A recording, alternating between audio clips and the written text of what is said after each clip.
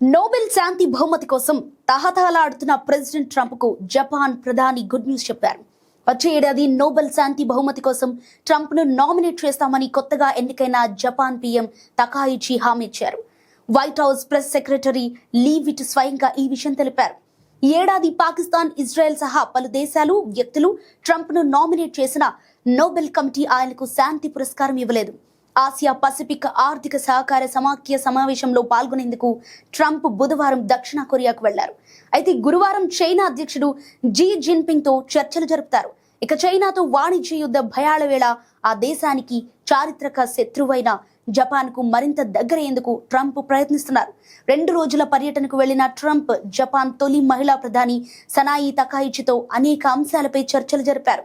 Trump ను ప్రసన్నం చేసుకునేందుకు తకాయిచి ప్రయత్నించగా జపాన్ నుంచి బలవంతంగానైనా పెట్టుబడులు రాబట్టేందుకు ట్రంప్ ప్రయత్నించారు. 2 దేశాల మధ్య కీలకమైన ఖనిజాలపై వాణిజ్య సంబంధాల్లో ప్రస్తుతం స్వర్ణయుగం నడుస్తోందని ఇద్దరు నేతలు వ్యాఖ్యానించారు. పనిలో పనిగా నోబెల్ శాంతి బహుమతి కోసం ట్రంప్ ను నామినేట్ చేసేందుకు తకాయిచిని ఒప్పించారు.